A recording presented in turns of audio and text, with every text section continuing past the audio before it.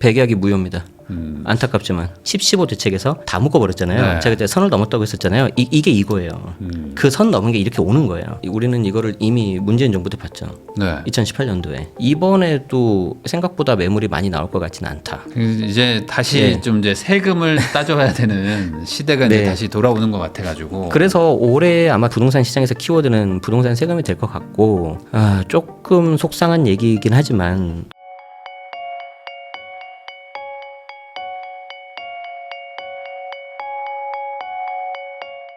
안녕하세요. 부익남TV의 부익남입니다. 오늘은 투자 및 세금 전문가이시죠. 제네시스 박님 모시고 최근 부동산 시장에 대해서 이야기 한번 나눠보도록 하겠습니다. 안녕하세요. 네, 안녕하세요. 새해 복 많이 받으십시오. 네, 네. 새해 복 많이 받으십시오. 저희가 또 모시자마자 네. 또 최근에 또 이제 세금 관련된 또 큰 이슈가 하나 있어가지고. 아니 일정을 굉장히 잘 잡아주시는 것 같아요. 그날도 맞아요. 15 대책 나왔었죠. 맞아요.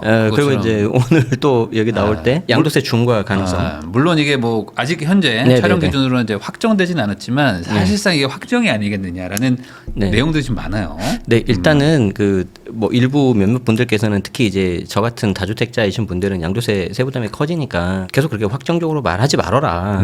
그러신 분들 계세요. 그래서 이제 아까 말씀해 주신 것처럼 아직 확정은 아닌데 이제 우리가 이제 미루어 팩트로 추정할 수가 있잖아요. 네. 그 해당 단독 보도를 냈던 언론사에서 계속 후속 기사가 나오고 있어요. 그리고 굉장히 그 부동산에 관심이 많은 그 경제지잖아요. 네. 이걸로 미루어 봤을 때 저는 믿는 구석이 있다. 그러니까 이게 네. 만약에 루머였다면 한 번 나오고 말았을 텐데 그렇죠. 계속 나오는 거 보니까 네, 그럼 우리가 틀리지 않았다. 네, 라는 걸 굉장히 증명한다는 거죠. 그래픽도 예쁘게 잘 하시더라고요. 그래서 아주 잘 설명을 해주기 때문에 결국 우리는 이제 이게 맞냐 틀리냐 이게 점치는 게 아니고 필요하신 분들은 대응을 하자. 네. 이 말씀을 드리고 싶습니다. 자, 그러면 우선은 지금 아직은 뭐 루머의 단계라고 볼 수는 네. 있지만 지금 나오는 얘기는 뭔지 설명 한번 해주시면 좋을 것 같습니다. 일단 여러분들이 그 메커니즘을 아셔야 되는데 과거 문재인 정부까지 가야 됩니다. 네. 그래서 2017년 8회 대책을 통해서 그 전에도 조정 대상 지역은 있었어요. 그런데 2년 거주 요건에 이제 비과세 요건을 붙여버린 거죠. 네. 그러면서 이제 2018년 4월 1일부터 이제 양도세 중과까지 들어가기 시작을 합니다. 그래서 양도세 중과가 들어가면은 장기 보유 특별공제를 하나도 못 받고 네. 기본 세율은 이제 가산 세율이 붙어서 최고 세율 75, 이제 82.5까지 가요. 이거는 전 세계 어느 나라에도 볼 수 없는 그런 숫자예요.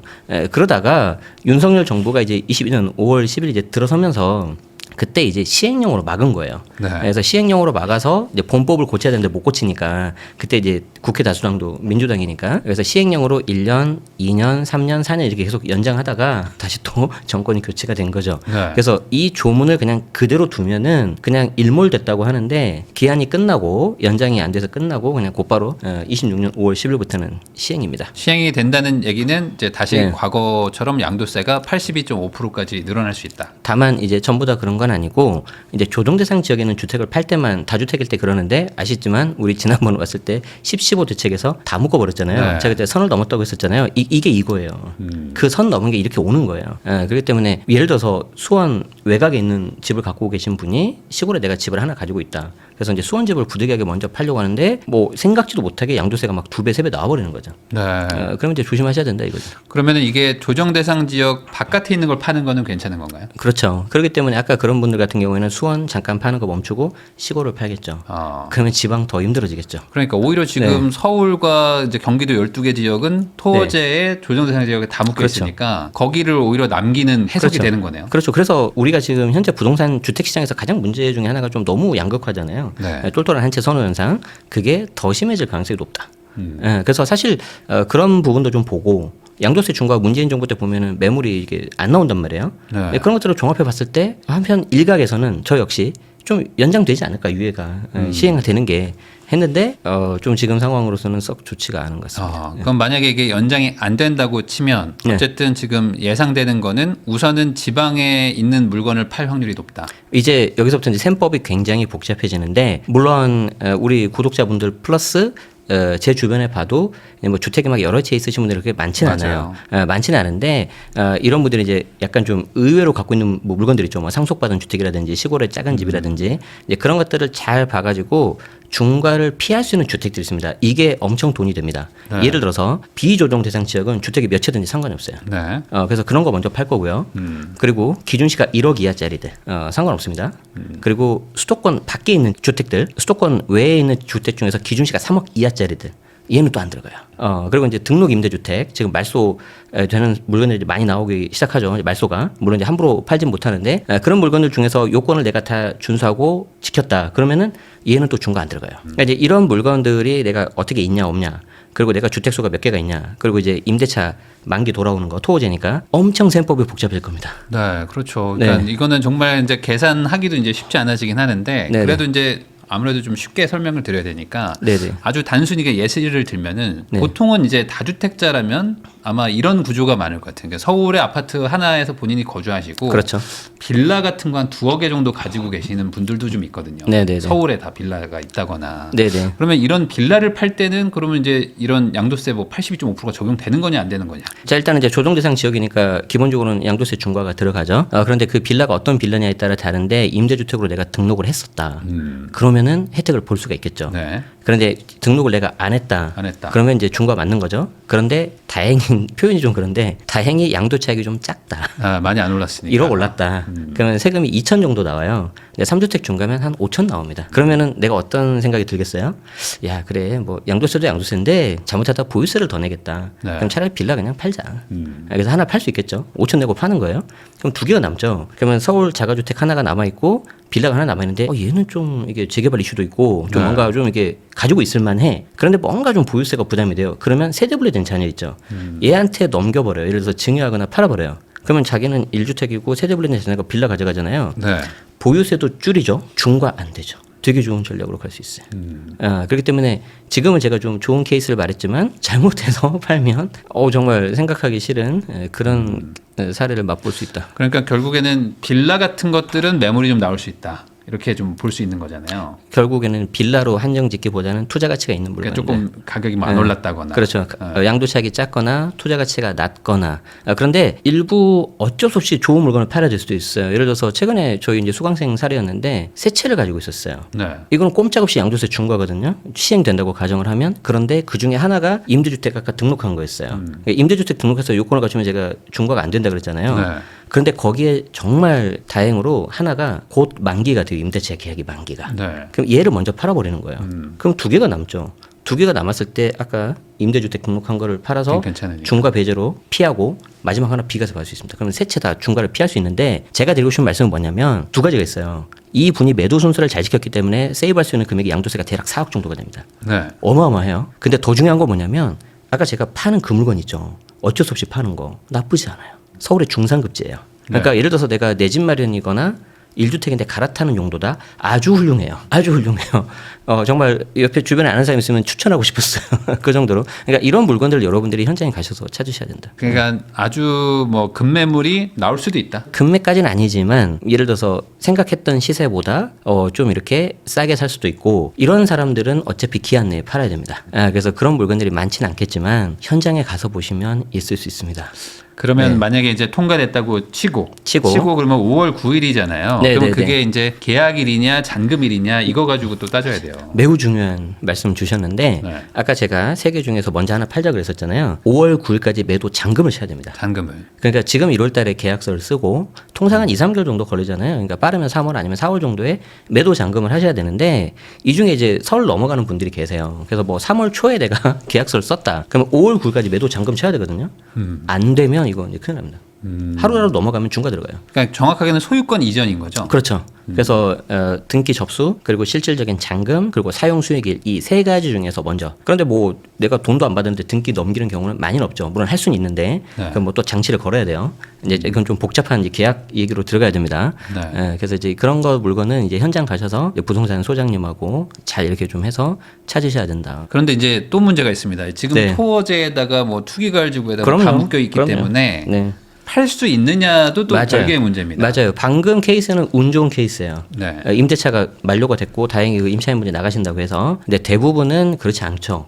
그리고 이제 과거에는 우리가 좀 가격을 낮추더라도 세를 끼고 팔 수가 있었는데 이제는 그렇게 할 수가 없어요. 임대차 그 계약 기간 보장을 해줘야 되고 예를 들어서 임대차 계약이 한 1년 정도 남았다. 그런데 매수자는 뭐 곧 3, 4개월 안에 들어오고 싶다. 이런 경우는 제가 알기로는 구청 담당 직원마다 다른 걸로 알고 있어요. 해석하는 게 이게 빌라 팔아봤을 때 들어보니까 그러더라고요. 아파트도 그럴 건데 그래서 해당 지자체 공무원하고 좀 잘 확인 좀 하셔야 될 것 같습니다. 그리고 이제 뭐 아예 임차인이 막 그 한 1년 반 이상 남았어요. 힘들어요. 이런 경우인데 갑자기 이제 이렇게 되면 네. 이사비를 주고 뭐 내보내서 뭐 네. 그걸 공실로 만들고 이걸 판다. 근데 이걸 5월 9일 전에 잔금을 받겠다? 이게 현실적으로 지금 쉬운 구조가 쉬운 또 건 아닐 수 아니에요. 있단 말이에요. 쉬운 건 아니고 일부 이제 말씀하셨던 그런 기사들도 이제 보면은 이제 나오더라고요. 그래서 뭐 이사비가 비싸요.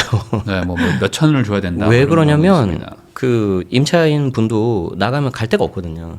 그렇기 때문에 좀 이렇게 적은 금액이 아닌데 문제는 그렇게 해서 협조를 받았다 하더라도 매도 잔금까지 5월 9일까지 해야 되기 때문에 굉장히 이거는 좀 신중하게 잘 하셔야 되고 이제 우려되는 게 이런 거죠. 에이 그러면 차라리 내가 양도세를 내가 몇 억 더 내고 파느니 들고 가자. 보유세 좀 내더라도 이제 이런 분들이 좀 많아질 수도 있고 이제 그렇게 되면은 시장의 매물에 더 잠기겠죠. 근데 지금 이게 결국에 매도를 하냐 안 하냐를 가지고 고민하는 이거 팔기 싫은데 팔아야 되니까 고민이 되실 거잖아요. 네네. 근데 그런 물건들은 대부분 좋은 걸 거란 말이죠. 그렇죠. 안 좋으면 그냥 뭐 다 진작에 그렇죠. 파셨겠죠. 그렇죠. 그러면은 이런 물건들을 들고 간다고 해서 네. 좋은 거냐 이제 네. 이게 어찌 보면 핵심이거든요. 맞아요. 근데 뭐 가격이 올라갈 것 같으니까 들고 갈까? 근데 이거 양도세가 뭐 80%야. 네네. 거기다 보유세도 늘어. 그럼 이거 왜 들고 가? 뭐 이런 생각도 들 것 같아서. 네네네. 그래서 이제 이 부분부터는 이제 개별 특성에 따라 다 다른데 일단 제일 중요한 게 물건이 좋냐 안 좋냐 그거 봐야 되고 네. 두 번째가 이제 그 보유하고 있는 사람의 현금 내가 버틸 수 있는지 없는지. 그래서 실제 문재인 정부 때 보면은 정말 좋은 중상급지 이상 되는 물건들 있잖아요. 네. 내가 양도세 내고 보유세 낸 거보다. 그래서 여러분들 아마 어지간한 아파트 보면은 대부분 21년도에 정고점이 다 찍혀 있습니다. 그게 왜 그러냐면 이제 어쩔 수 없이 파는 사람들이 있잖아요. 파는 사람들이 양도세를 1억을 내야 되는데 거의 한 2억 가까이 되니까 야 이거 내가 못 팔겠는데 근데 팔아야 되겠는데 하면서 가격을 더 붙여버려요. 네. 매도가에다가. 그럼 매수자가 어쩔 수 없이 그냥 그거 안고 사는 사람이 일부 있거든요. 그럼 그게 이제 점으로 찍히는 겁니다. 시세가. 그러면은 결국에 지금 현실적으로 네. 현실적으로 제가 봤을 때 뭐 지금 1월 뭐 중순에 바뀐다고 치면 네네네. 바로 대응하는 사람 별로 없거든요. 네네네. 한 2, 3월쯤 아시게 될 거예요. 맞아요. 그쯤 가서 뭐 중개사가 막 깜짝 놀랐다고 이러면서 그렇죠. 막 얘기를 할 거 아니에요. 뭐 네, 언제 그렇죠. 만기인데 어떡하실 거예요? 뭐. 네. 근데 그때 5월까지 잔금을 치른다? 네. 이게 현실적으로 어렵잖아요. 그래서 그러니까 이게 금매가 나올 거냐, 많을까? 이거에 대해서는 좀 어떻게 생각하십니까? 생각보다 많지는 않을 것 같아요. 뭐 이렇게 일부 나오기는 하겠지만 두 가지 요인에 의해서 그럴 것 같습니다. 첫 번째는 이미 팔았다. 아까 네. 말씀드린 것처럼. 두 번째는 변수가 생겼죠. 토호제라는 변수. 토호제라는 변수기 때문에 팔고 싶어도 못 판다. 그럼 이제 나머지 세 번째가 이제 조건을 맞았는데 내가 잔금이라는 것도 알고 미리 대응해서 하는 사람들이 딱딱딱 맞아야 되는데 그게 과연 얼마나 많을까. 이 생각을 해보면은 일부 있긴 있겠지만 그렇게 많지는 않을 것 같아요. 네. 그리고 그런 거를 그 예상했던 분들은 사실 좀 이미 했어요. 그동안 좀 팔았어요. 이미 네. 팔았고 또 어떤 분들은 증여했죠. 네. 그래서 이제 작년 7월, 25년 7월 그리고 11월 달에 증여 건수가 굉장히 늘었습니다. 그래서 그런 걸 보면은 시장의 매물에 더 잠길 것 같고 최근에도 증여 늘어나고 있는 것 같아요. 네. 그래서 그런 것들에서 좀 계속해서 영향을 주는 게 뭐냐면 우리가 이제 항상 증여 얘기를 좀 드리자면은 내가 10억짜리 아파트를 증여를 할 때 그냥 일반 증여가 있고 세를 끼고 하는 부담부 증여가 있고 아니면 이제 가족한테 싸게 파는 저가 양수도가 있는데 특히 저가 양수도는 조심하셔야 되는 게 이제 이걸 증여로 봐서 취득세를 전체를 12% 매길 수가 있습니다. 네. 그렇기 때문에 이거 안 되겠는데 그래서 이제 저가 양수도 좀 약간 수그러들겠죠. 부담부 증여하면은 또 매매 형식이 들어가니까 곧바로 또 전입을 해야 돼요. 그러니까 결국에는 증여 쪽으로 간다. 그러면 증여 쪽으로 가면 보통 우리가 이제 2월 과세라고 해서 10년 정도 또 묵히잖아요. 부담부 증여가 안 네. 되지 않아요 지금? 안 돼요. 곧바로 전입해야 돼요. 그러니까. 그래서 이제 여건이 되시는 분들은 부담부 증여 하는데 많이 안 계시겠죠. 그 자금을 다 가지고 있어야 되니까 세금은 적게 나오지만 그래서 그렇게 본다면은 그냥 일반 증여로 가야 된다. 그럼 매물이 그러면은 더 잠긴다. 들어가면은 그러니까 증여가 되는 순간 10년 안에는 또 사실상 그렇죠. 못 파니까. 사실상 못 판다. 그러면은 이렇게 양도세 중과를 만약에 원상복구를 한다면 결국에는 이제 시장에 좀 매물이 좀 나와라라는 거가 의도일 수 있을 텐데 네. 그 의도가 이 성공적이냐라고 보면 안 되는 거 아닌가요? 이게? 안 되죠. 그리고 우리는 이거를 이미 문재인 정부 때 봤죠. 네. 2018년도에 안 나왔잖아요. 네. 예, 물론 판 사람도 있긴 있지만 저도 그때 아마 3주택 중과 맞고 한번 판 적이 있어요. 네. 왜냐면 이제 이사 가려고 뭐 어쩔 수 없이 그럴 경우에는 팔았는데 역시 예상대로 돌이켜 보니까 그 물건이 제가 생각보다 더 많이 올랐어요. 예상은 했지만 그렇기 때문에 이번에도 생각보다 매물이 많이 나올 것 같지는 않다. 그러면 지금도 사실 매물이 많이 감소하고 있고 뭐 토어제니 뭐 해서 지금 뭐 전월세도 없지만 네. 뭐 매매 물건도 뭐 많지 않은데 여기서 더 줄어든다 이렇게 봐야 되는 건가요? 네, 그럴 것 같아요. 뭐 지금 백약이 무효입니다. 안타깝지만. 그러면은 이 정책을 하는 의도가 네. 결국에는 시장의 안정에 조금이라도 도움이 되기를 바라는 마음으로 하는 거라면 네네네. 그게 안 지켜진다라고 네. 봐야 된다는 거잖아요. 네네네. 뭐 이렇게 좀 말씀드리기는 조심스러운데 이게 두 가지가 있겠죠. 네. 이번에 5월 9일까지가 연장이니까 연장을 할까 말까. 그래도 매물을 좀 내야 되니까 연장하지 말자 해서 했던 게 시나리오 1번. 2번은 나라 일 보시는 분이 이거 말고도 챙겨야 되는 게 많잖아요. 네. 그러니까 이런 게 있었어? 넘어가는 거 2번. 뭐 아니면 그냥 뭐 네. 자동 일몰이니까. 그럼 제가 말한 게 2번이에요. 네, 자동 일몰이니까. 그래서 뭐 4년 연장했으면 네. 많이 알고 알아서 대응했겠지. 그래서 뭐 전 처음에 1번으로 생각을 했었는데 최근 들어서 계속 드는 생각이 그냥 2번 아닌가. 네. 사실 우리 입장에서는 이제 부동산이 굉장히 중요하고 뭐 이렇지만 또 이게 정부 입장에서는 이거 말고도 챙겨야 될 게 많잖아요. 이런 상황일 수도 있을 것 같아요. 그러니까 야 감세하고 있는 거 다 가져와봐. 네네네. 보통 이렇게 하잖아요. 네네네. 야 감면하고 있는 거 다 가져와봐. 야, 이거 네. 왜 하냐 이거. 네네. 4년 됐어? 야 그만해 이거. 그렇죠. 이런 식으로 했을 맞아요. 확률이 있어요. 맞아요. 네. 꽤 오래 했어요. 네. 그래서 좀 그런 부분도 어떻게 보면 냉정하게 좀 볼 필요도 있지 않을까. 사실 시간 많이 주지 않았냐 이러면 할 말 없어요. 네. 그렇죠. 그리고 이제 제가 봤을 때 그냥 실무적으로 보면은 네. 이런 거가 연장이 계속 될 거라고 생각하고 들고 갔던 분들이 많지는 않을 것 같고. 그럼요. 대부분 이제 이번에 정권이 바뀌면서 네. 다주택 정리하자라고 해서 이제 작년부터 꽤 정리는 하시긴 했던 것 같기도 해요. 맞아요. 네. 그래서 이제 이런 것들을 좀 종합해 본다면 그냥 막연한 기대감으로 뭐 이번에도 연장 되겠지 그렇게 생각하는 건 조금 위험하지 않을까. 네. 그러니까 이제 많이는 안 계시겠지만 이 영상을 보신 분들은 지금이라도 차라리 증여를 할까 어떻게든 매각을 할까 여기에 대한 것들을 좀 고민해 보셔야 될 것 같습니다. 여기서 이제 정리할 건 두 가지인 것 같아요. 그러면은 네. 기본적으로 급매물처럼 나올 만한 급한 매물이 많지는 않을 것 같다. 이게 네. 맞는 거죠. 우선은. 네네네. 그리고 이제 두 번째로 이게 정말 이제 원상복구가 돼버리면 뭐 75%, 82%를 내야 되잖아요. 이제 양도 차익에 따라 물론 다르긴 네. 하지만 그러면은 뭐 어쨌든 뭐 양도 차익 낮아도 막 한 36%, 그렇죠. 40%잖아요. 최소. 그렇죠. 그렇죠. 그렇게 따지면은 기존에 좀 팔려고 고민하고 있는 이번에 세입자 겨울에 나가면 팔아야지 뭐 이런 생각 하시는 분들도 있거든요. 이런 네네. 분들도 매물을 안 내놓을 확률이 더 높아진다. 이제 보유세가 이제 시그널이 될 것 같아요. 그 부분에 있어서 이제 자연스럽게 연결이 되는데 지난번 영상에서도 저희가 이제 인터뷰에서도 말씀드렸던 것처럼 10-15 대책에 굉장히 무서운 게 남아 있어요. 네. 부동산 세제 합리화. 이거 아직 안 꺼냈거든. 네. 그래서 여기에서 만약에 보유세를 좀 건드린다. 그러면은 이제 조금 동요가 되지 않을까. 그 부분에 있어서 사람들이. 그런데 이게 좀 빨리 나와줘야 되거든요. 네. 양도세 중과 시행 여부는 곧 나와요. 1월 중에 나와요. 그런데 보유세에 대해서는 우리가 가늠을 할 수가 없어요. 그런데 강남권에 보면은 작년에 20% 30% 올랐단 말이에요. 네. 더 많이 오른 데는 40% 오르고. 그래서 예를 들어서 25년 대비 26년 곱하기 1.5. 네. 한 절반 정도. 그리고 다시 26 대비 27년은 1.5 이렇게 두 번만 곱하잖아요. 2.25배가 됩니다. 27년이 되면. 네. 그러면 보유세가 상당히 올라갈 수 있어요. 그렇기 때문에 오히려 이제 그때 되면은 그러면은 더 오히려 증여로 몰릴 것 같아요. 오히려. 그러면 증여를 한다고 해도 어쨌든 세금 부담이 꽤 되잖아요. 네네. 근데 과거에 증여를 막 엄청 활성화했을 때는 이미 양도세가 막 80%니까 네네. 80% 대비 50% 내자 뭐 이러면서 했던 것도 있단 말이죠. 네네. 지금 그러면 먼저 선제적 증여를 할 필요는 없는 건가요? 지금 같은 상황에서? 이미 지금은 다 타이밍 놓쳐버렸어요. 왜 그러냐면 증여취득세 조정 묶이면서 12% 다 올라가 버렸죠. 네. 그리고 이제 저가양수도도 혹시라도 하시려는 분들은 취득세 또 이제 잘못하면 들어가 버리죠. 그리고 증여 2월 과세 5년에서 10년으로 다 넘어가 버렸죠.